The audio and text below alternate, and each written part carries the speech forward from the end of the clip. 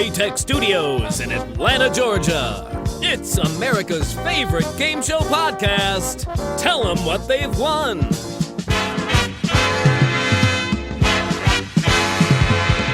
And now, here are your hosts, Tom Bastak and Mike Jacobs.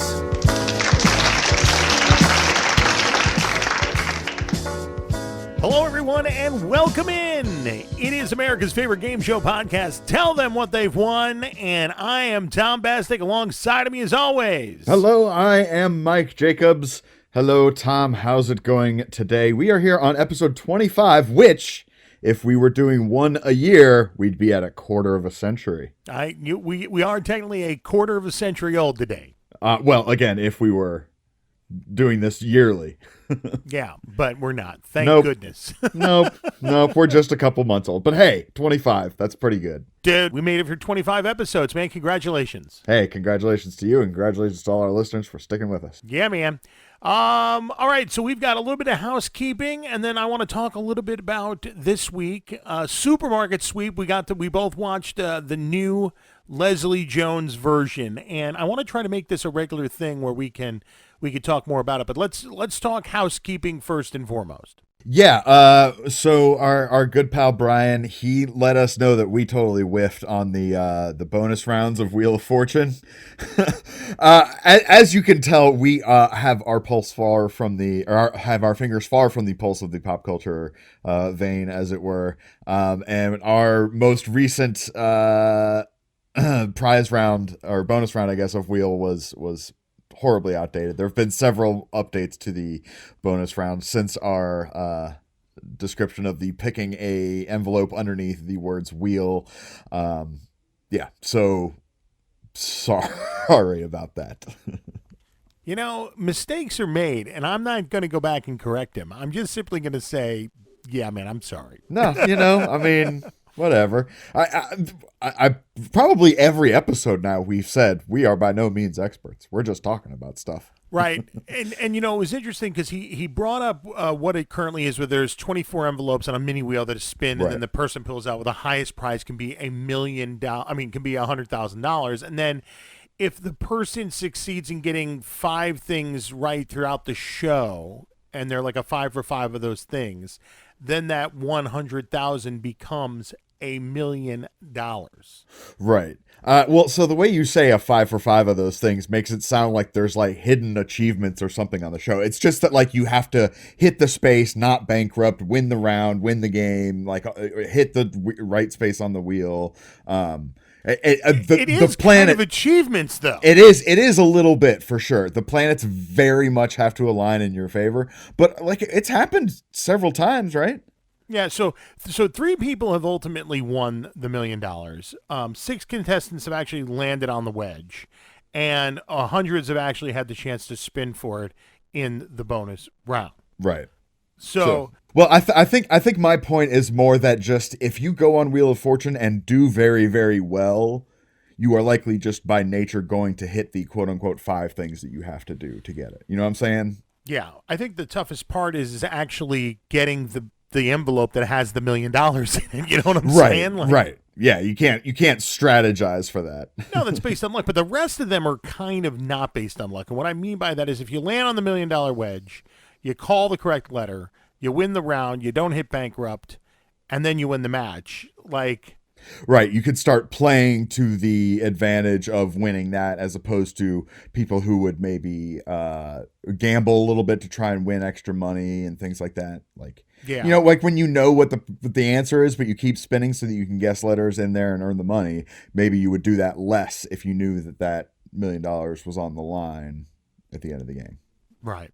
So thanks, Brian, for setting us straight. I know there was some other Brian. I will tell you what, Brian, out of all the folks that write in, is definitely the most detailed on his on the game shows that we do that he's seen and he has experience with. And so we appreciate him. And that goes for anybody who writes us, but he's definitely the most detailed. We get paragraphs from Brian, and we absolutely love it. So, Brian, thank you for that. And we know you have some other tidbits that you gave us that we'll save for another time, but thank you again for setting us straight on wheel. Well, and what I love about it in general is that, like, we are humble and willing to accept when we're wrong, but the fact that like actual experts are listening and enjoying our podcast is great, and not being like, oh, these dorks don't know anything. Well, and I appreciate they're not making fun of us. Like, Well, you yes, guys that's are very fair. awful, blah. Yeah. We are hobbyists, not experts at the end of the day. Yeah. So great. Thank you for that. So this week we watched. I tasked Mike and I would like to do this each and every week if we both haven't seen all of a new show. For instance, like I have seen the new Card Sharks, and I wasn't sure if Mike had watched it before last week when we did Card Sharks. So in this case, neither one of us had watched Supermarket Sweep up until this week, right, Mike?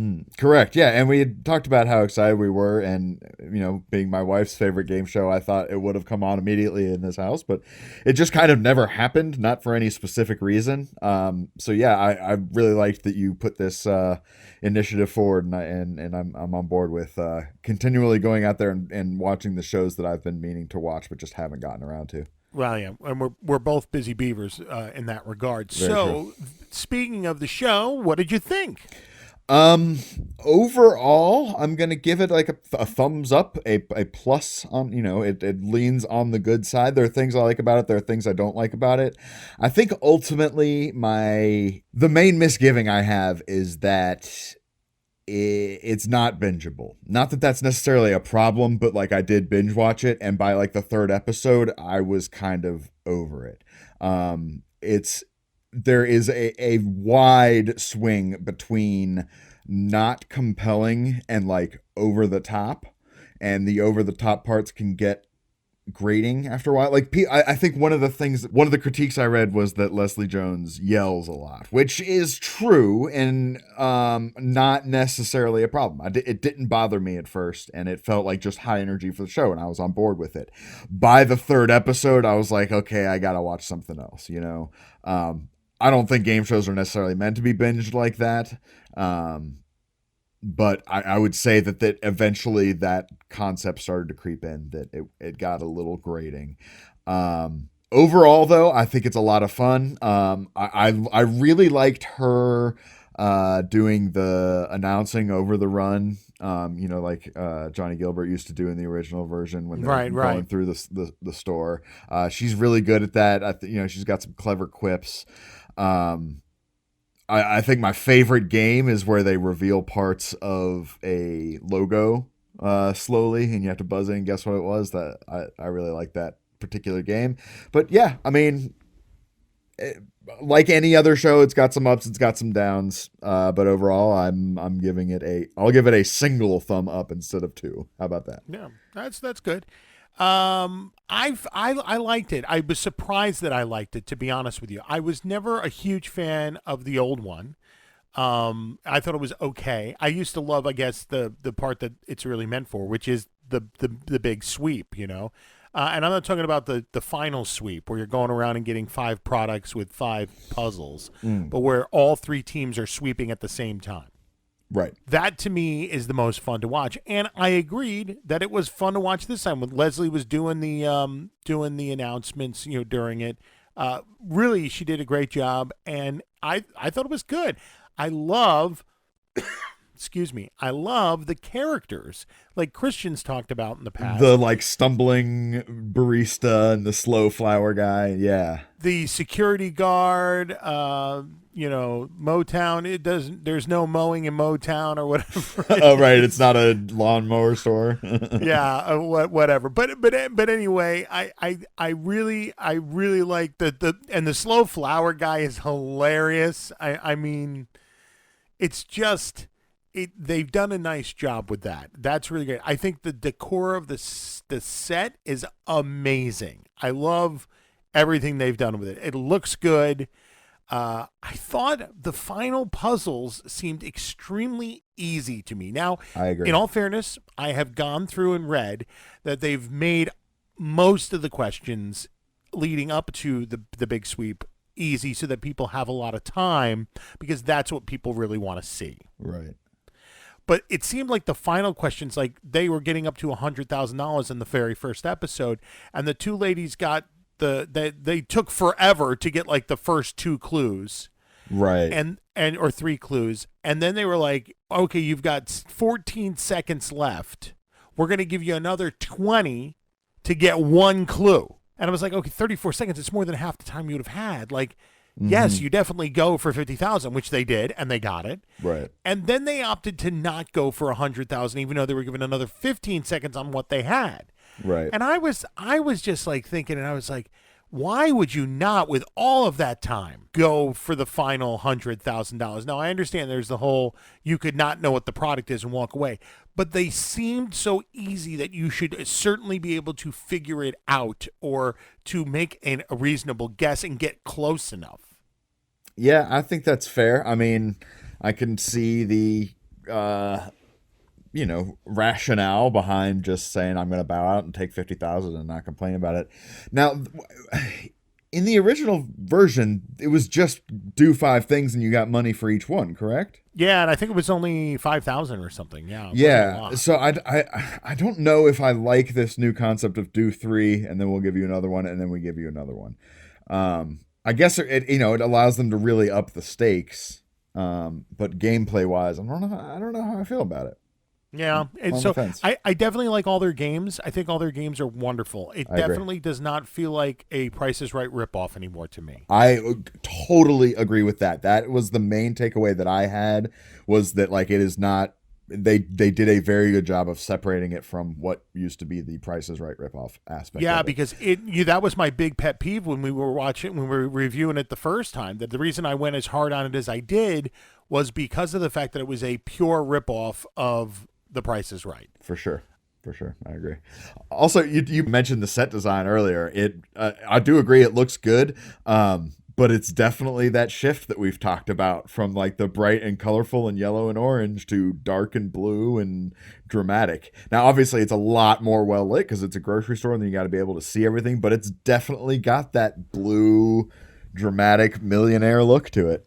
Yeah, it's so funny how things have changed. And again, I also, we've talked about this in the past, but I also feel that that's because we as a country and at this time in our history have changed, that we are looking for the most drama and the most crazy. And that's also one of the reasons why I think Leslie Jones is perfect in this role. And she is over the top and yelling and crazy and too much for me. I will tell you right now, I can only take so much of it.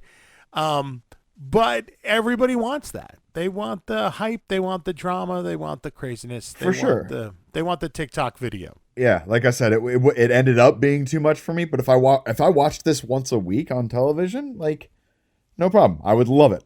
Like I said, I just got tired of it 3 episodes in a row. Which honestly, like by the 3rd episode of anything, you're kind of like, all right, unless it's like a binge specific show. I'm also ready for you and I to go on this show because I feel like we would kill it. I feel like we would kill it on any game show. To be perfectly honest with you. Very true. All right. Well, you got anything else? I do. One last thing. It was so minor, but I just wanted to point it out because I just hope to God that I'm not the only person who thought this. There were multiple times when I was watching this that I thought the logo on the back of their sweater was the old Nintendo Power logo, not Supermarket Sweep. Oh. Look at the two side by side. They are very similar in just like their layout and design. They're not like the same logo by any means, but just like a quick flash on their back. I was like, is that Nintendo Power logo? What's going on? Yeah, very, very true. No, I totally see it. I definitely see what you're saying. That's great. All right, well, let's bring in the man, Mr. Christian, and do some news. Word. Light up your cigarette, crack open a beer, put the kiddos to bed. From chaos around the world to carnage in your very own front yard, it's time for the news. Thank you, Tom. Thank you, Mike. This is the news brought to you by BuzzardBlog.com. I'm Christian Carrion. A contestant on TBS's upcoming Wipeout revival has died of cardiac arrest following his completion of the show's obstacle course. The website TV Line reported that, and TMZ followed, reported that a male contestant who has not been identified by name began experiencing chest pains after completing the iconic obstacle course on the show, went into cardiac arrest, was transported to a hospital where he later died. And we have a statement from TBS. Through a statement, a TBS spokesperson said, "We are devastated to have learned of his passing, and our deepest sympathy goes out to the family." And the distribution company Endemol North America, who distributes the show Wipeout, also commented saying, "We offer our heartfelt condolences to the family, and our thoughts are with him at this time." This is actually the second contestant to die on Wipeout. In 2009, a contestant had a stroke after competing on the show and passed away. Not that they're related, but it's of interesting note, considering that we don't know where production is going to go from this point. What happens when a contestant dies on the show. When you sign up for these things, for better or for worse, that's the risk you take sometimes. You essentially sign your life away in a lot of these contracts, and they say, if accidental death should arise from your competing on the show, we're not responsible, this, and that. I don't know what the situation is with Wipeout, but yeah, really sad stuff. Yeah, Mike and I talked about this earlier, and we were like, we're sure there's a clause somewhere that says, if someone passes away, we're still going to air the episode, or that episode doesn't get aired, and the rest of them do. I didn't even know there was another person that had passed before this. Did you, Mike? I sure didn't. So my feeling is like they're still going to go forward. I don't think it's going to stop production at this point. I agree. I was worried about it, or not worried, but thought maybe it was up in the air. But if this is not the first time, then probably they'll just press on. Yeah. Well, it is sad, and our thoughts and prayers are with the family, that's for sure. Obviously, nobody gets onto a game show thinking, I'm going to die here. But I know that's also why they have you sign all the paperwork, and that's why there's a medical inspection before. It's not like the game show did anything out of the ordinary, in my feeling here. I kind of agree. I mean, generally speaking, like Wipeout, you know what you're getting into, and like you say, they do medical tests before the show. And I mean, look, I feel bad trying to say this because it's a terrible thing, and I feel horrible for their family that has to deal with that something that was supposed to be like fun and jovial part of their lives ended in such tragedy. Like, I don't want to downplay the severity of that. I'm simply saying that it maybe is not a situation that was not thought about, right? Like, that had to have been in the contract. Somebody knew that possibility existed at some point, right? Yeah. Well, I mean, that's life. Anything could happen at any time. But especially in a physical, of an extremely physical show like Wipeout. I mean, right. Well, that's what I mean. Like, you go on Wipeout expecting there's more likelihood that some catastrophe could befall you than like if you go on Jeopardy and thinking like, a light could fall and smash your head. Like, that's obviously one situation is a little more expected than another. Right. All right, Christian, what else do you have for us? Right. Well, in a little bit of lighter news, Fox's reboot of Name That Tune now has its host and bandleader. Jane Krakowski, most famous as Jenna Maroney on NBC's 30 Rock, will be the MC of the musical game show set to premiere in January on Fox. Additionally, serving as bandleader will be Randy Jackson, American Idol judge and former bass player for the band Journey. And Name That Tune, of course, is the game where two players compete in various games of musical identification in an effort to make it to the golden medley for a jackpot of cash and prizes. Now, the new version is expected to maintain many elements of the classic format. What's yet to be seen is how Name That Tune will coexist with Fox's Beat Shazam, a game show based on the popular music app, which some critics argue is essentially a modernized Name That Tune. I'd be interested to see that as well. I had the exact same thought. I don't know. For me, I've been in love with Jane Krakowski since I saw her when I was in 8th grade on Broadway in the Broadway show Starlight Express. And ever since then, all the way through her Ally McBeal years, all the way through everything that she's ever done, I've been an incredible fan. I'm just saying that I've never been interested in Name That Tune before, but I doubt I'm going to miss an episode now. Interesting. So I remember, I never really watched Ally McBeal, but my first encounter with her was in the movie Go. I don't know if you've ever seen that. It's actually a pretty decent flick, but yeah, she has a fairly small role in that. But I remember the time just thinking like, wow, she's really pretty, and like I wanted to know who she was. And then of course 30 Rock. But I had the exact opposite reaction as you in that, like, I love her, don't get me wrong, but like, what a meh choice for a host. Like, it doesn't. spark anything in me. I don't really care. Really? Yeah. And Is there a particular reason why? it just doesn't excite me. She's not like someone I've been seeking out, being like, oh man, when is Jane Krakowski going to come back? You know, like, I don't know. It's not bad. I don't have any problems with her. I'm just saying. Do you not remember her in National Lampoon's Original Vacation? I do. Yes, but the thing I didn't know. I didn't know that was her at the time. I didn't know it was her at the time either. Once I finally got to know her in the Ally McBeal years is when I went back through where I had seen her before. And actually the very first time I saw her was on Broadway. But I did see, after my Broadway experience seeing her, I did see her in National Lampoon's Vacation. And I was like, oh my God, that's my girl. And gosh, she was a little bit younger, a little bit older than me at the time. And I was like, oh, I'm so in love. Well, and it's funny because going back, I just recently, or not just recently, but I rewatched that movie not too long ago, and that's when I noticed her. But you can tell immediately that it's her. Like, she's a teenager, very clearly, not an adult yet, but it is also very clearly still her. As soon as she was on screen, I was like, holy crap, that's Jenna Maroney. Well, I don't know if she's got any skills. Well, I guess we're going to see, and then we'll get to rate that one too. But yeah, Jane Krakowski. All right, you're dropping some great news on us, Christian. I'm trying. Hey, listen, you know what? It continues the trend of comedy stars becoming game show hosts, and for the most part, it works out pretty well. Jamie Foxx, decent host. Wayne Brady, decent host. Drew Carey, pretty good host. So let's hope we get another decent host out of it. See, I would go the other way. I would say Drew Carey, pretty good host, and then I get to Wayne Brady and be like.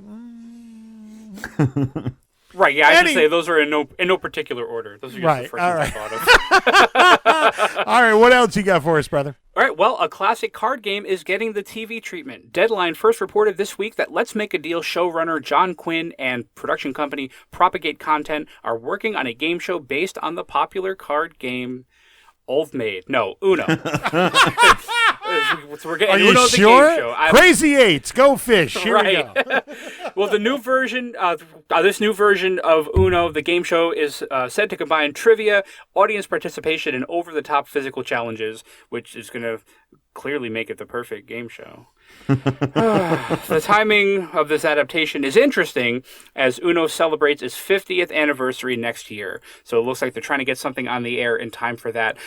About a decade ago, one of the producers behind The Weakest Link, or that production company, tried to make a game show out of Uno, and it didn't really go anywhere. So we'll see where this goes. I imagine this is something that might be on, like, the Hub or Discovery or whatever. You know how they have those, like, game shows based on board games for kids, and they're really big and colorful. It's all going to depend on the execution. I mean, you have the elements there to make a really cool TV game, but let's see how much of it is Uno and how much of it is over-the-top physical challenges. Well, that's thing is the way you described that. It's like, all right, so it's just a game show that they put Uno branding on. It doesn't sound like it actually is the game Uno at all. Yeah, but I've also got to tell you, too, there's the purists of the world, and there's the marketing people of the world. And the marketing people of the world do not give a flying crap about the purists. They're like, how can I take this brand and elevate it to the next level?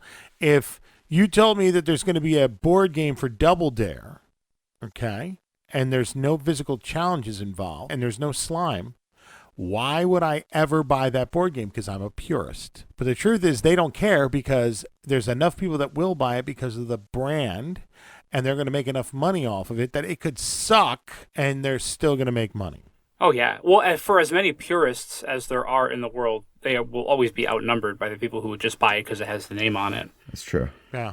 And talk about a thing like Uno that will sell, the card game will sell people on the show, and the show will sell people on what's bound to be a new version of the card game if the show becomes popular. Absolutely. So while we're talking about this, Christian, I have to ask, have you received your copy of the at-home version of Press Your Luck yet? I haven't, but I've had a chance to play with the app element of it. I don't have the box game itself, but I do have the app that, so there's a Press Your Luck board game where the board itself is contained within an app that you download in addition to the board game, and you can sort of play it that way. I was fairly impressed with the app itself. We got some like whammy animations that are taken directly from the show. There's one thing that, in the past 10 years, we've had a few attempts at a home version of Press Your Luck. I think because the rights have moved around and they've sort of explored the opportunity to merchandise it. You don't really get a true random board. What you do get is this animation of a board, and when you hit your button or hit play on the DVD player, whatever you use for whatever version you have, it just stops at whatever it happens to stop on. So it takes the skill out of it, and you really just get a gif of a spinning board that you get to hit stop on. So in that way, I don't think it's very authentic in the way that the DVD version and the several other versions that have been out since then are not authentic. But I appreciate the effort, and it's a good first step. And I've asked for it on my Christmas list this year. I really want the stuffed whammy that comes with it more than anything. That, to me, is all I really want more than the game itself. Oh, yeah. Oh, that sells it. Are you kidding me? Absolutely.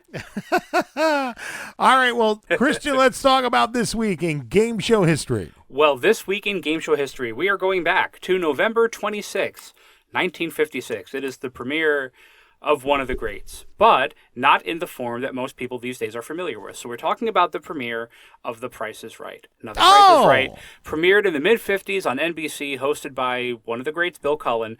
This was the show that really Wait, Mike, I'm going to stop him.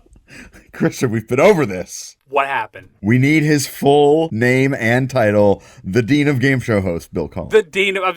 Where are my manners? God, show some All right, damn let's respect. take it again. Back this truck up. Let's take it again. Anyway. So The Price is Right was hosted by the Dean of Game Show hosts, Mr. William Lawrence Cullen. Oh, boo-ta-too-too. Took it to a new level. Look at that. So this was the show that put Bill Cullen on the map. He had hosted a few shows before this, but this one really made him an ultra-popular TV star.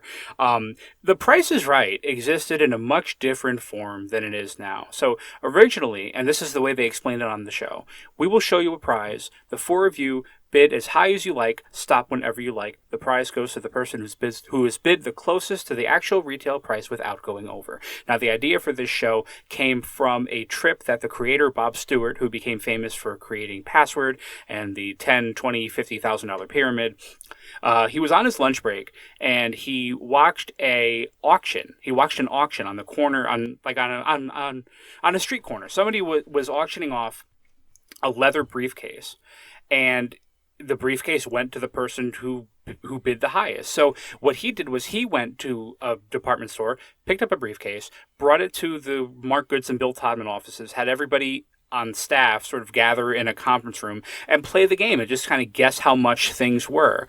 And from that idea came The Price is Right, came a lot of games made by Goods and Todman, where the conceit was to get as close as you can to a certain point without going over. It was almost like blackjack, that core concept.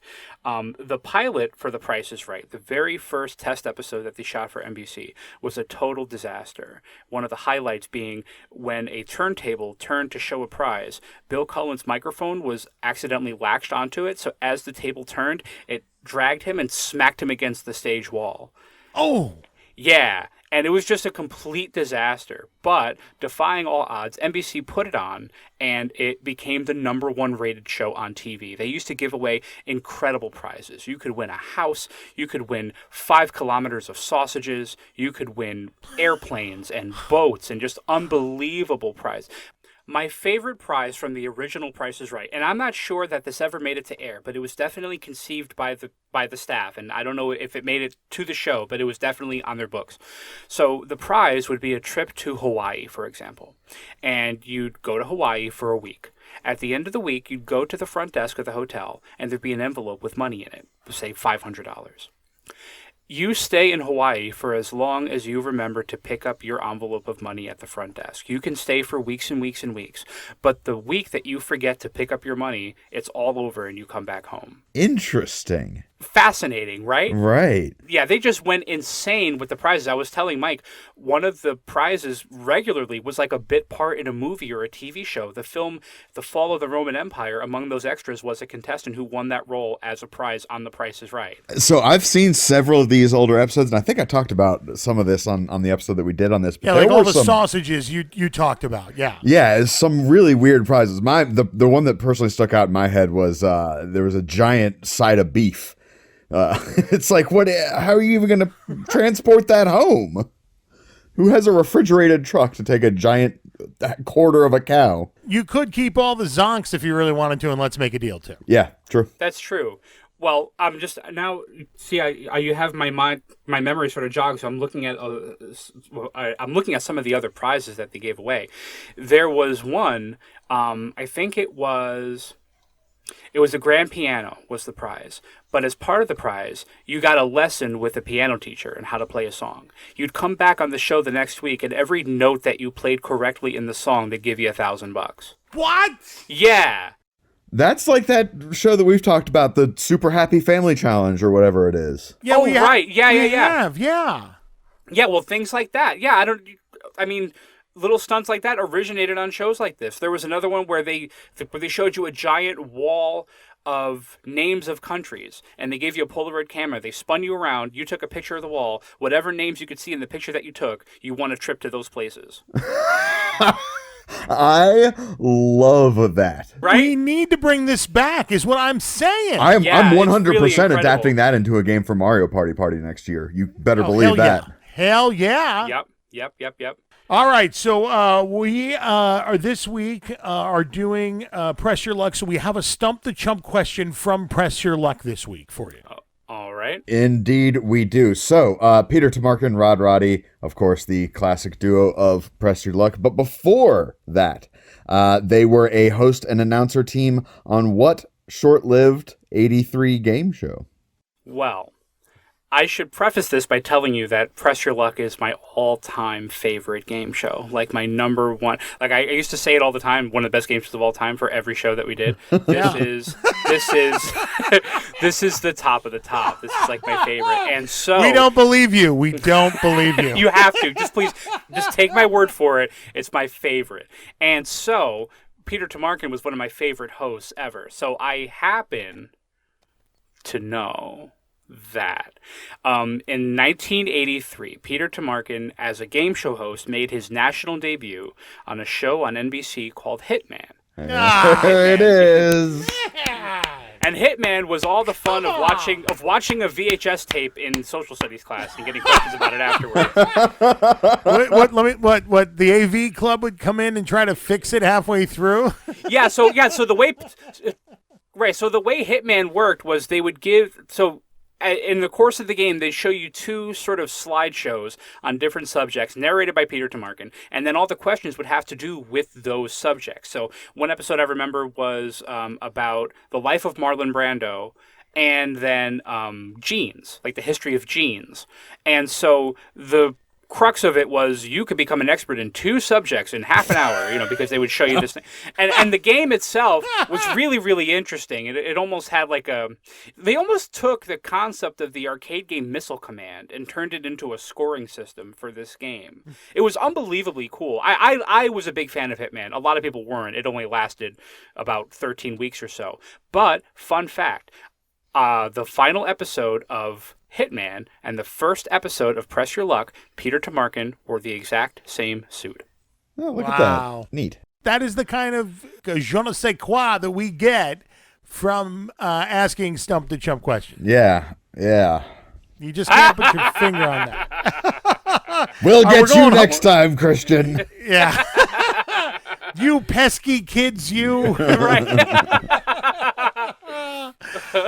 All right, so we're doing your favorite this week, buddy. We're doing Press Your Luck. What do you got for us? Yeah, man, just the best. That was the first show that I remember loving when I was younger. Even though I was afraid of the whammy when I was younger. Something about the voice and the animation just creeped me out. I used to turn my back whenever the whammy came on the TV. So what a lot of people don't know is that Press Your Luck has its roots in a show that aired in the 70s on ABC. So in late 1977, mid to late 77, there was a show called Second Chance. And Second Chance featured 3 players taking spins on a big 18-square game board to accumulate cash and prizes while avoiding the devil. And 4 devils knocked you out of the game. 1983 came along. They took the board from Second Chance, which was stationary. You know, Press Your Luck, their board consisted of 18 slide projectors, which caught fire several times. One time I think they had to stop. Well, I think about 84, 85, they had to stop down for a few weeks because the damn thing exploded. And if you ever look at later episodes, a lot of the slides are different colors because they had to replace them. They all got fried up in this big, you know. Yeah. So it's crazy. What they did was they took that stationary board of Second Chance, made it so that it changes every few frames, and then they got Press Your Luck. And the whammy, created by Savage Steve Holland, who created Eat the Cat later in the early 90s. Oh, I remember Eat the Cat very well. Yep, Eat the Cat and the Whammy, same creator. Nice. Yeah, just incredible show. And then you talk about Michael Larson, the guy who cracked the board and figured out that the pattern for the flashing light wasn't random and took them for 100,000 plus. And he wasn't even the first one to have noticed that. It turned out that once he broke the board, there were a few contestants waiting to get on the show who also knew the pattern. And what they did was they stopped production for a while so they can augment the computer that ran the big board with new patterns to make it still wasn't true random, but it was much more difficult to figure out now than it was with the original 5 patterns that they had for that light. Fascinating show. Lasted for 3 years, but the impact on pop culture of Press Your Luck is like unimaginable. Correct me if I'm wrong here, but you actually wouldn't want a truly random board for this because an inherent quality of randomness is clumping. And so if you were just as a viewer watching the board, you may see, for example, the lights stay in the bottom right-hand quadrant of the board for an extended period of time. And as a person, people tend to think of and equally distributed is the same thing as random. Like when you see if you tell people to go stand in random parts of the room, they're all gonna equally disperse, right? Whereas if you were to randomly distribute people in the room, you'd get clumps of people in corners and things like that. And so I think if you were to have a truly random board, it would not look as authentic as a board that is programmed to fake randomness, if that makes sense. Very true. The patterns for the board were written so that the light more or less bounces back and forth across the screen so that it's more palatable for TV viewing. Also, one of the reasons why the new Press Your Luck called Whammy, back when they did it on GSN in 2003, they switched to a circular board powered by a truly random, or as random as you can get, like a PC was controlling that board, and they made it circular to compensate for that clumping thing that you're talking about. Yeah, it's I don't know why, but for some reason the idea of randomness really, really interests me, and I love it. Specifically computer generated randomness that can't be truly random, and it's just it's an interesting concept to me. Right. Yeah. Again, this is something that Mike and I will discuss later on, but I am a huge fan of this game in terms of the amount of strategy that I feel that most contestants do not employ when playing it. Elaborate. First of all, you have the ability to follow the board of some sort, because there's whether it's random or not random, there's a little bit of luck there, but there's also a little bit of strategy there. But there's also an amazing amount of strategy and how many spins do I take or presses of the plunger do I take before I pass my spins off? And then they have to take spins, and do I earn all my spins up front? Do I try to jump in on the questions quickly and get 3 points, or do I hold back and get 1 point? There is so many different levels of strategy here on how you can play this game. I'm not saying there's a right one or wrong one. I'm just saying, to me, it seems like most of the players that I've seen play this game are not employing the strategy enough. Well, that's true. And Press Your Luck is a show that is guided by the energy of the game itself. So almost like being on The Price is Right and realizing you're on The Price is Right and realizing you're like there on the set with the crowd in front of you. Right. It's hard to employ a strategy when that adrenaline takes over. Good and I think point. that a lot of players fell victim to that. There's one rare situation that happened it happened on a couple of episodes of Press Your Luck. And it's a situation in which 2 players of the 3 whammy out and there's 1 player left and they have spins. In that situation, they play against the house. Right. They can take as many spins as they want from what they have until they want to stop, at which point they won.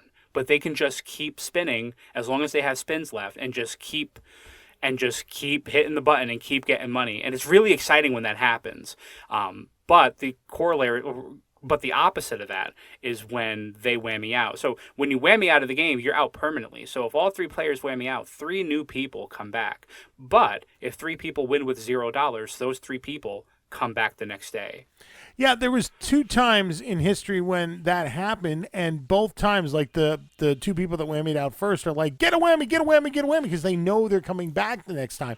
It's also kind of cool because it's like you're cheering against them winning, but for yourself, and it's just interesting. That's all. Right, absolutely. Christian, I'd like you to give us 2 plugs this week, if you would be so kind. Of course. BuzzerBlog.com, the #1 game show website in the world. Whether you're looking for information on new series, returning series, casting, retro reviews, anything relating to the world of game shows and unscripted TV entertainment, go where the pros go. BuzzerBlog.com. Now, do you know what the second plug is I'm going to ask you for? No, I don't.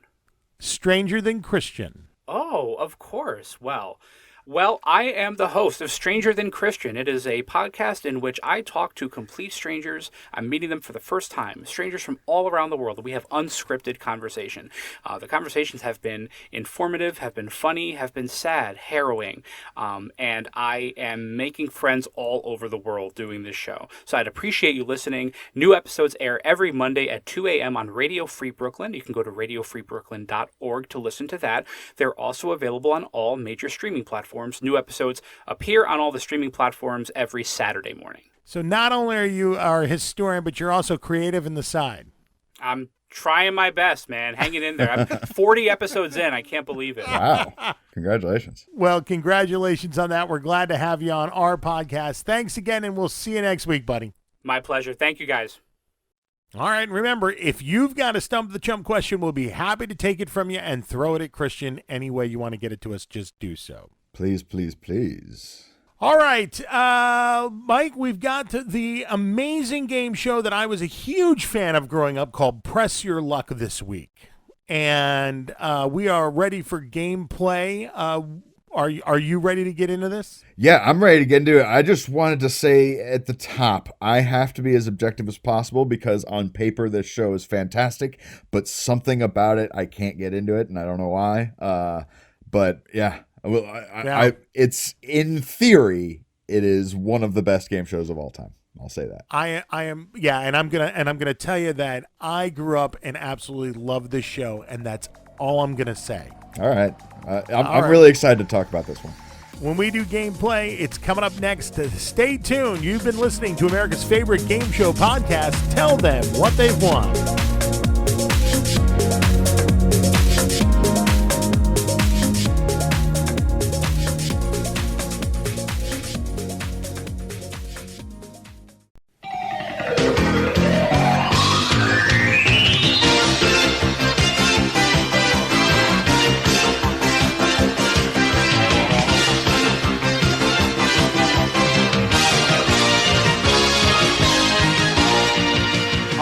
There it is. That's the theme song from Press Your Luck. Boy, that brings back some incredible memories when I was a child. It sure does. That's one of those theme songs. Like I didn't watch this show a whole lot, but it's one of those theme songs that's even still instantly recognizable. You know, it's so funny because I spent a couple of different times when I was younger. I spent a decent chunk at home.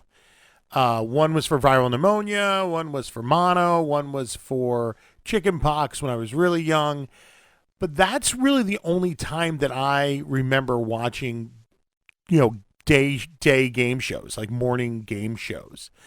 I didn't really watch them at all during the summer. I was out playing with, my friends Sure. or at swim lessons or camp or whatever we were doing when school wasn't in session. I rarely watched any morning game shows or any daytime game shows. So it's funny when I recall these memories of these different shows.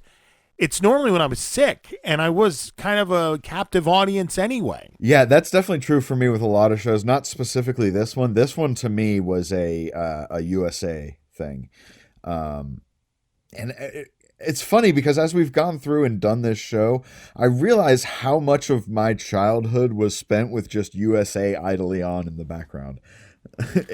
I didn't realize how much I watched that network until I started looking at all the shows that were on, and I was like, oh yeah. Like Cartoon Express. Do you remember Cartoon Express?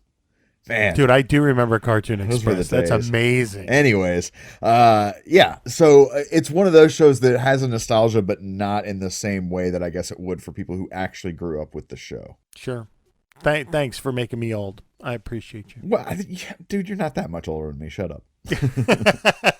All right, let's talk about gameplay for Press Your Luck. Yeah, indeed. So you have 3 contestants on the show pitted against each other. One is typically a returning champion, although if there is not a returning champion or someone retires or something like that, you may not have one.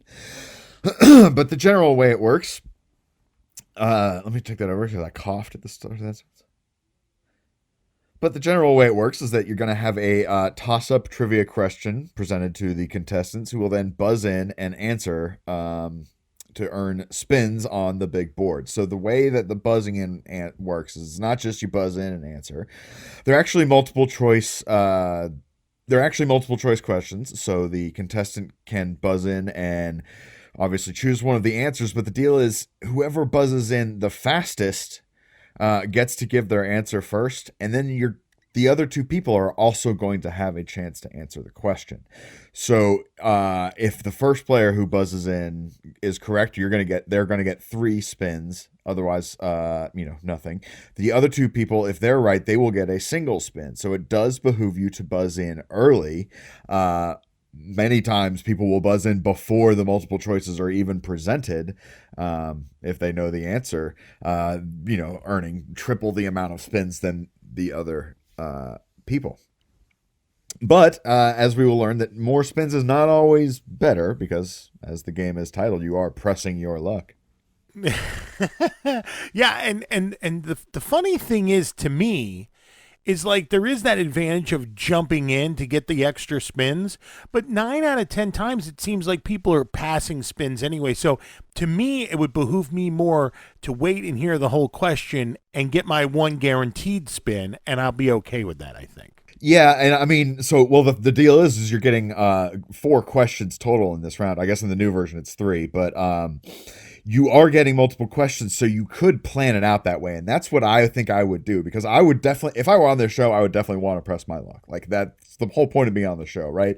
So I'd want to earn several spins. I don't think I would do the single spin for each question. I would maybe do, if I knew every question, I would maybe plan it out where a couple of them get me 3, and then a couple of them I specifically only get 1, so you don't have too many at the end. But again, you can always pass them if you want. But we'll get to that. So, anyways, like I say, you get 4 questions, 3 in the new one. And after those 4 questions, we move on to the actual big board. The big board is a giant rectangle of separate screens. There's 18 of them total. And then each space, I didn't know this before, but there's only 3 possible options on each space. So they're just rotating between 3 options. And then there's like a highlight ring of lights around each individual space that randomly highlights the different spaces. So the whole thing is just moving around all higgledy-piggledy. And the player uses their spins to press their buzzer and stop the light. Whatever it stops on is their prize. So let me ask you a question. Is higgledy-piggledy like an actual term that they use in the business? It's higgledy-piggledy with a P. I see. But I mean that it's a legitimate phrase if that's what you're asking. I've never heard of it before, but I love it. Wow. I knew exactly what it meant. No, Yeah. I knew exactly what it meant, but I have never heard it before, and it was great. So here's a funny thing about linguistics. People always argue about what is or is not a real word. Linguistically speaking, if you can use it and the person knows what you mean, it is a real word. Yeah, but what do they call it? You know what it is. When the word sounds like what it means. Onomatopoeia? Thank you. That's essentially what it is. Basically, yeah. Yeah. Okay, great. Anyways, so yeah, typical prizes on these spots are going to be cash, usually anywhere from like $150 to $1,500, more in the second round. You can earn some extra spins. There's like just standard game show prizes, furniture, things like that. Excuse me. Sometimes you'll get an arrow or something like that, like you'll see on a board game that says like move back 3 spaces, and it just shifts the highlight and changes what you would have won by an amount of space, whatever. And so yeah, that's the idea, is you just keep pressing your luck. But what are you pressing against your luck? Well, that would be the dreaded whammy space. In my opinion, this is the actual this is what the show was. When I was a kid, that's the show with those funny whammy things, the little cartoon guys, like this to me is the icon of the show. I totally agree. And now I understand that it's supposed to be random when these come up, but gosh, every episode of the brand new one that I've watched, there's so many whammies. I feel like, is it really this random, or they just don't want to give away money, or what's going on here? Random, I don't know if that's the right word, because you can shift percentages of randomness, right? Like you can do a random number generate, but a 76% chance that it's going to be this thing, right? And that's exactly what I'm saying. So when I worked for the casino business, you learn the holds in the machine, which it's all random, but 4% of the time or whatever, it's going to pay out. Like it's a 4% hold, which means that 96% of the time it's going to pay out, and 4% it's going to hold. I'm sorry. But anyway, so it's still random. Like you're only going to get, on a video poker machine, you're only going to get a royal flush 1 out of every 40,000 hands, but you could get 2 back to back, because one's in the first 40,000, it's per, they do it per. Right. So it's random, but it isn't random, is what I'm kind of getting at. Well, and that is, we'll talk about this more in the history, but that is definitely a thing on this show, the question of the randomness. And it initially was very much not random, and that was much to their detriment. All right, so back to the whammies. The whammies. Our favorite part of the show. Favorite part of the show. So functionally, in the game, the whammy resets your score to 0. You lose any of your money, your prize value, whatever. But like I say, they have a little cartoon guy. He's kind of like, the Pizza Hut Noid or something like that. Just this exactly little, right. This little squealing goblin character comes out and does a little funny animation to blow up your prize money. Also, maybe think the Coyote in the Roadrunner and Coyote cartoons. He would come out with dynamite and blow himself up in the process. There was always some sort of comical little thing that would happen to take away all your money.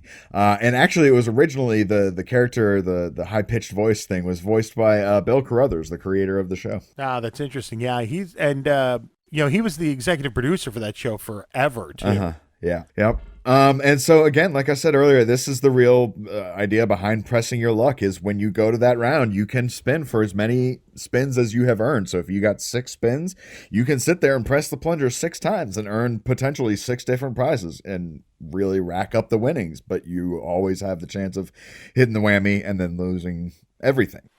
Isn't there extra spins too? Yeah. A lot of times the cash values will come attached with an extra spin. So you can definitely earn more as you go along. But if at any point you feel that you're comfortable or you're pressing your luck too much and you might hit a whammy soon, you can pass, and then the rest of your remaining spins go to the next player. This is why, and when you're done talking about this, I want you to talk about your feelings on the gameplay of this, because there is so much strategy here that I figured this is 100% up your alley. Yeah. Well, and that's what I said earlier about on paper, it's the perfect game. We'll talk about that when we get to the review part. Okay. That's where I wanted fine. to bring that up, basically. But yeah, sure. The amount of strategy in this game is bonkers.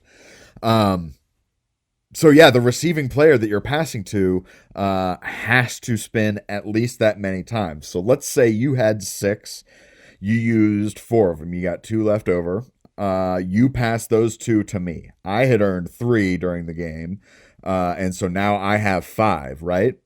but I have to use the 2 that you have passed to me. I cannot pass until I've used all the ones that have passed to me. So now, this is where the strategy comes in of if you've got a lot of spins, and let's say you win a huge prize on your first spin, maybe pass the rest of those spins and make the next player use them all up and probably get a whammy in that, amount of spinning. So it's 4 whammies and you're out, right? Correct. And so that's the round will keep going until all the spins have been used up or everybody has whammied out. Okay, great. Yeah. So I'm remembering it properly. And that's the exact same in the new one too that I've been watching with our friend, what's her name? Elizabeth Banks. Elizabeth Banks, correct, yeah. And so that is the first of the big board rounds, and then we basically repeat this. We return to another round of trivia with the same rules as the first, where you earn 3 spins for buzzing in first, yada yada yada. And then after the next round of questions, we return to the big board. This time it's much higher stakes. The prize values are much higher. I believe the quote unquote big bucks square can be up to $5,000 in the new version. And then the prizes are better. There's bigger bonuses, all that kind of stuff. It's just, what the typical round 2 doubling of prizes, basically, of a game show. And they play another round of this, again, with the passing and the spins and the whammies and whatnot. And at the end of that second one, whoever's in the lead, combining all the cash and the value of the prizes, they are deemed the winner and then would return as the champion that I mentioned earlier. So situations where maybe there wouldn't be a champion is if there was a tie or something like that. But really the most common reason why there wouldn't be a returning champion is because they would be retired either after 5 shows or breaching a winnings cap. Initially on the original version it was 25,000 with a 50,000 maximum payout. In other words, if the show that you were on brought you to over 25,000 but brought you to 51,000, you just get 50,000. Eventually they increased that to, I think it was a $50,000 cap with a 75,000 maximum payout. And that was all in the original season.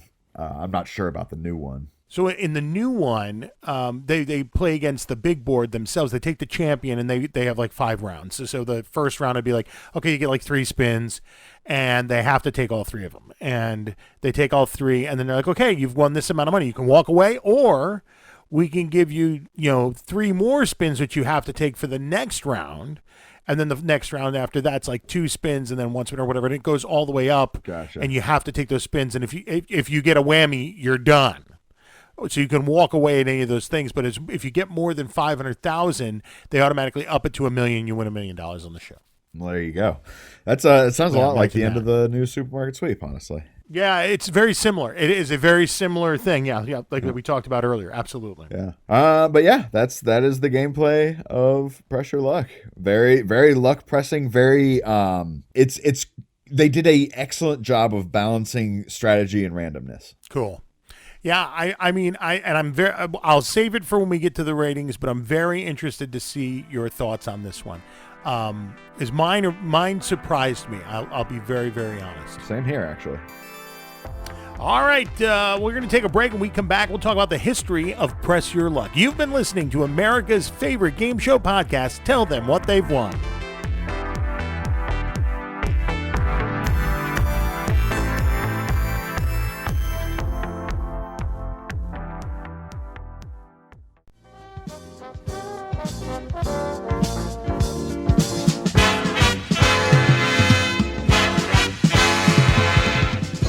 And we're back. Episode number 25, segment number 3. The show is Press Your Luck. It's time for the history with our good friend Mike Jacobs.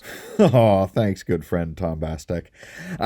So earlier I mentioned the name Bill Carruthers, the voice of the Whammy. He was indeed one of the creators, along with another creator named Jan McCormick. And really, this was a retooling of an earlier show called Second Chance that aired in the late 70s. I believe it was 77.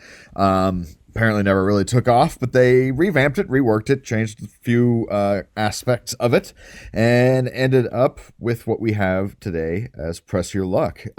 Peter Tamarkin, the host, he was actually brought in from the get-go and did the taping of the pilot, which was picked up, obviously, and led to a premiere on September 19th, 1983. CBS was the network. 10:30 a.m. Eastern was the time slot. And it, of course, did very, very well there. For the first couple of years, it was up against Sale of the Century. The two were like combating for top show of the time slot. But which, by the way, is another show that we need to do. Absolutely. I totally forgot about that show until I just saw it this past week, and I was like, gosh, we need to do that show. Yeah, for sure. That and Classic Concentration was the other one. Yeah, well, I kind of want to do maybe a shopping mini show, because there's a couple other, like there's like a Mall Madness show or something like that. I don't remember what it's called, but there's a couple other ones that are like that are anyways. All right, go ahead. But yeah, Press Your Luck was solidly on top, beating out Sale of the Century and remaining in the top time slot, or top spot for the time slot. And this was really the heyday of the show. Of course, in 1984 was when the infamous Michael Larson episodes happened. As many people probably know, Michael Larson was a man who, like we mentioned earlier, recognized that the initial pattern of the board was not randomized, that there was a set order to the way that the individual screens flashed through the three prizes and the way that the highlight moved around, and he figured out how to make it stop on whatever prize he wanted whenever he wanted. So of course he did just that. He would go on and win all the prizes. Every now and then he would make it look like he didn't know what he was doing just to throw him off the case. But yeah, it ended up being a bit of a I don't know if a scandal is the right word, but it was a big deal. You know, if you look it up online, if you look everywhere, and there was even a documentary done where it talks about it was one of the biggest scandals in game show history. I'm not on board with this, Michael, because it wasn't a scandal. I tend to agree with you. A scandal would indicate that there's some sort of two-sided nature to it, a combativeness to it. He got paid. They initially weren't going to, but they paid him, and they admitted that he just figured it out. Like, there was no cheating, there was no underhandedness. He just figured it out. If you look at the actual dictionary definition of scandal, it's an action or event regarded as morally or legally wrong and causing general public outrage. As far as I'm concerned, the only outrage it would have been there was if they didn't pay him for being better than the people who designed the system. Agreed. That's where it really lands, is that the people made the game didn't do a good enough job at randomizing. That's not his fault that he realized that. The definition says similar to shame, dishonor, disgrace, disrepute, discredit, and infamy. Now, outside of infamy, I don't think any of those words compared to what went on with this gentleman and winning all of this money. Not at all. And honestly, you could probably even make an argument against infamy, because infamy implies a negative connotation, right? Right, right. And I think it's just the dude outsmarted the game. I don't think, there's no evil nature to it. He just was like, hey, look, they made a mistake. Let me exploit that mistake. There's nothing wrong with that. Well, we talked about it in the $1 Million Cough that, what's cheating versus doing the right thing. And or not doing the right thing, but cheating versus preparing. And he prepared. And yes, he took a VCR and he slowed it down and he watched every single thing frame by frame to figure out exactly what the pattern was. Good for him. Exactly. There's nothing in the rules saying you can't do that. Yeah. I mean, the other thing is that, everybody could say, oh, well, he got his because, karma was bad to him and he lost all that money very quickly. I don't know if you read the entire story about Michael Larson, but apparently he asked for $55,000 of it in $1 bills. And the reason, now let me, it gets better. My God. Oh, it gets better. The reason was because a local radio station had some sort of serial number contest. And if you got the serial number that they were looking for, you got like, I don't know, $1 million or something. And so he spent night after night after night going through these $55,000 in $1 bills to try to find the serial number that he was needing for the radio challenge. I mean, as a man that memorized the pattern of a seemingly random game board, that does not surprise me at all. Well, it gets worse. Somebody broke into his house and stole all the $1 bills. Oh, brutal. That is brutal. Did he memorize the numbers so he could go to the cops and be like, here are all the serial numbers of each $1 bill that was stolen from me? I don't know. He didn't. But needless to say, he hit some tough times. He ended up dying of throat cancer. But you want to hear who had even tougher times? What's that? The two people that he played against back in that day. Really? In 84. When the Game Show Network brought out their new show called Whammy or whatever it was, and I'm sure you're going to get to that at some point here. Yep. They also did a documentary on the scandal, quote-unquote scandal, which Right. I'm not calling a scandal. And they also did an episode of that Whammy show with Larson's brother and the two original contestants that lost to Larson. Oh. And those two contestants lost to his brother on the show. Yikes. That feels a little exploitative. I mean, it does, but I also have to look and just say, what's the odds? Like, if you're Right? one of those two people, like, what the heck is the chance of this crap going on? Yeah. Oh, man. Anyway, enough about Larson. I Yeah. feel it's not a scandal. He prepared well. Good for him. Let's move on. I agree. There's also a documentary out there about it. I recommend it. It's an interesting watch, but you know, yeah, not a scandal. Another notable contestant on the original run was Jenny Jones. She was on in 85, which was well before her talk show, which I believe started in like 91. Right. So she was a quote unquote civilian at the time. I don't know if she was maybe starting. Obviously, I would say her career already had to be in motion at that point. But yeah. So anyways, like I said, show's doing very, very well. But guess what happened on January 6th, 1986? Wait, don't tell me it got pushed to the time slot of death. Oh, gee, you think? Yeah, so this is when Bob Eubanks' Card Sharks came around, so they pushed it to a 4 p.m. time slot in the afternoon. And while some stations made the change, there were a lot that just straight up said nope and stopped carrying the show altogether. Wow. Yeah, and so what?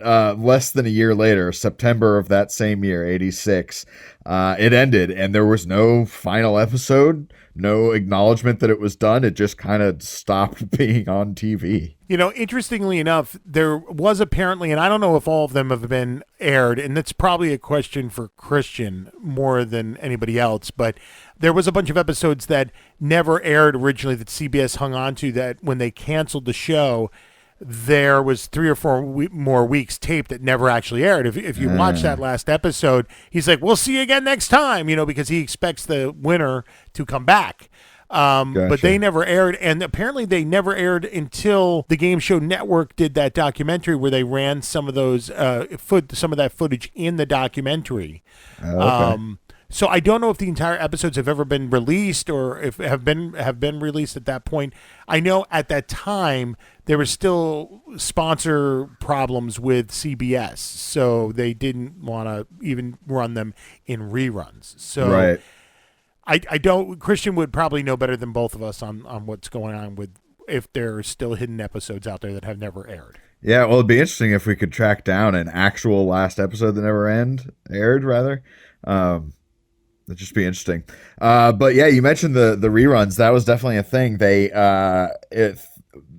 from the 80s to the 90s, they did rerun it. They ended up taking 130 episodes and sort of repackaged them. Not necessarily as a new show, but just a new sort of presentation for the original show. But they were only on CBS for a long time. CBS was not willing to give up the rights to it.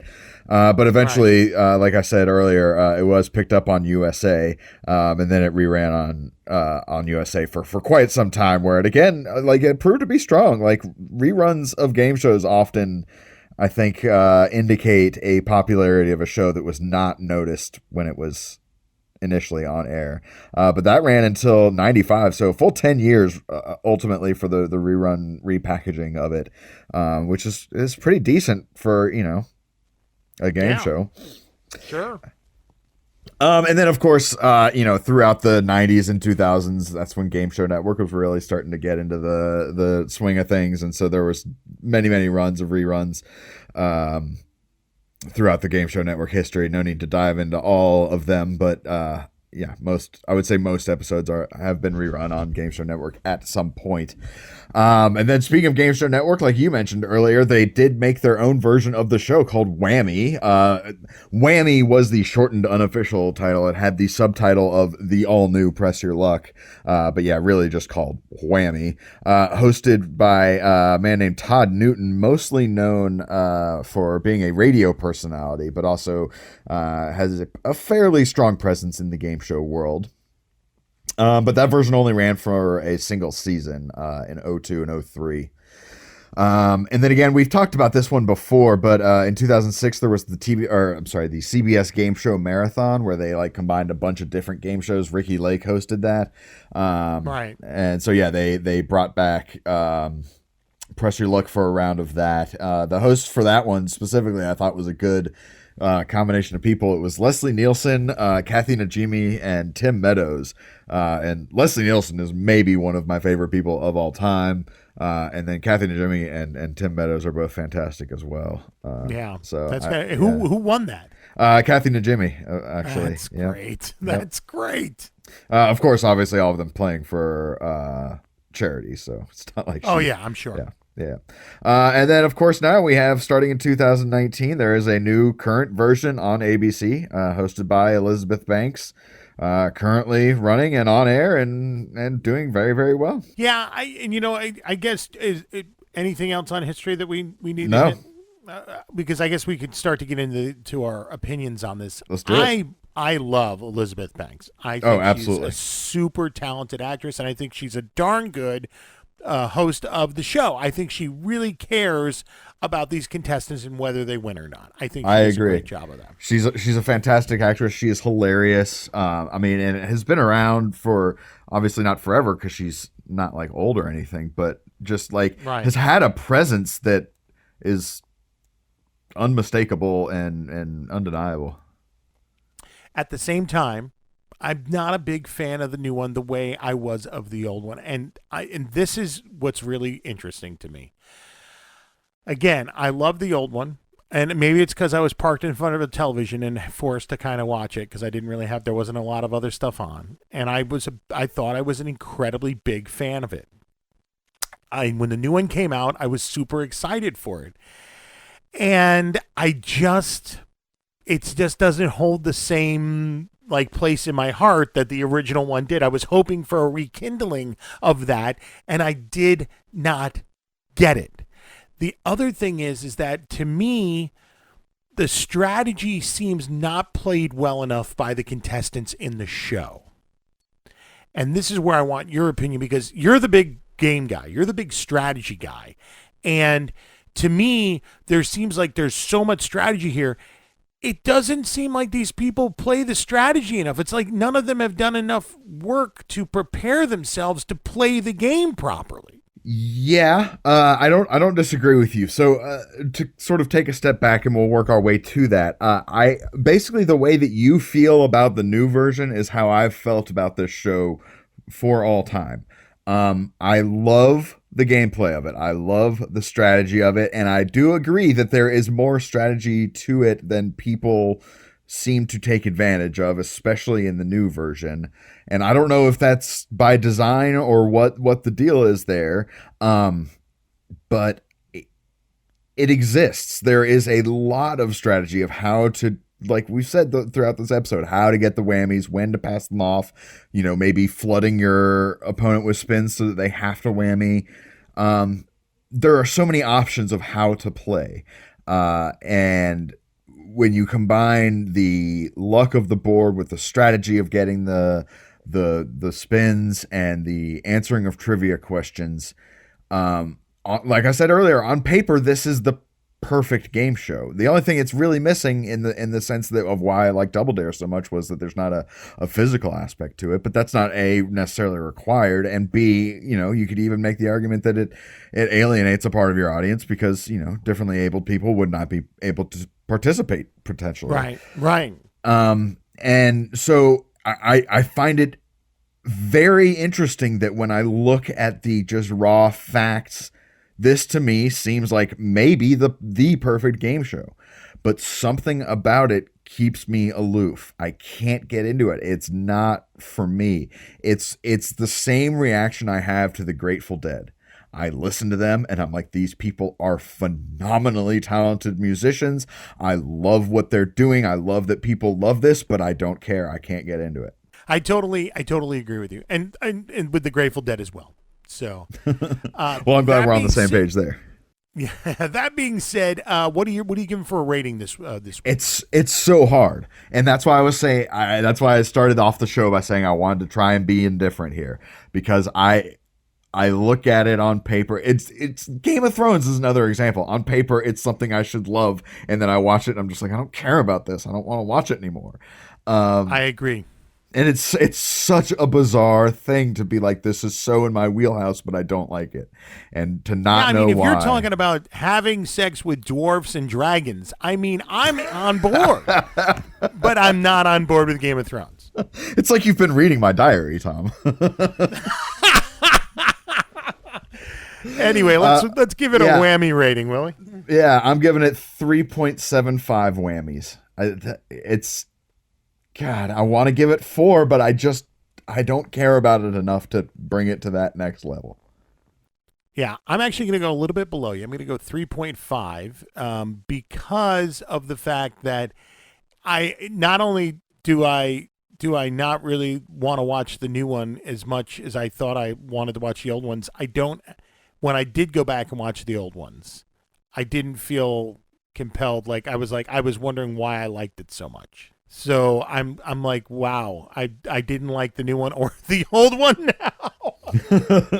Yeah, and it's weird. I'm as a listener mad at myself for giving this show such a low rating, but that's not going to change my rating. Yeah, there you go. All right, well, that's all the time we've got for today, Michael. Yes, indeed. Thank you, Tom. Thank you, Christian. Thank you, Buzzer Vlog. Thank you, everyone, for listening and writing in.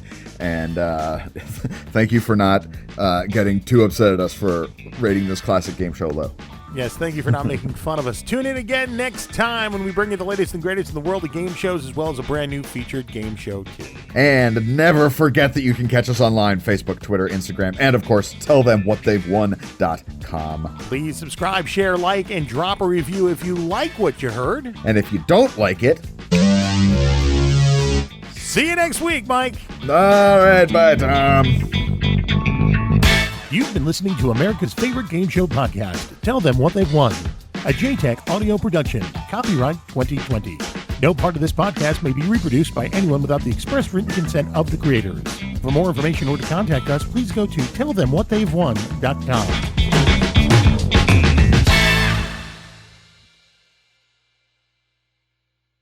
All right, Mike, what did you learn this week? Well, in addition to her myriad talents, which... should not go overlooked. Elizabeth Banks may be one of the most beautiful people on the planet. She is just absolutely gorgeous. Just putting that out there. Yeah. Hey, you know what? I'm not going to deny it. I think she is incredibly attractive. She does not have the muscle definition that Tiffany Coyne has. True. So I don't feel like Elizabeth Banks could kick my butt quite as badly. Fair. What about you? What'd you learn? I learned that they use the word scandal a little too often in the game show world, and not properly at that. I could not agree more. I didn't think about it until you brought it up, but you are absolutely right. Which in itself is a scandal.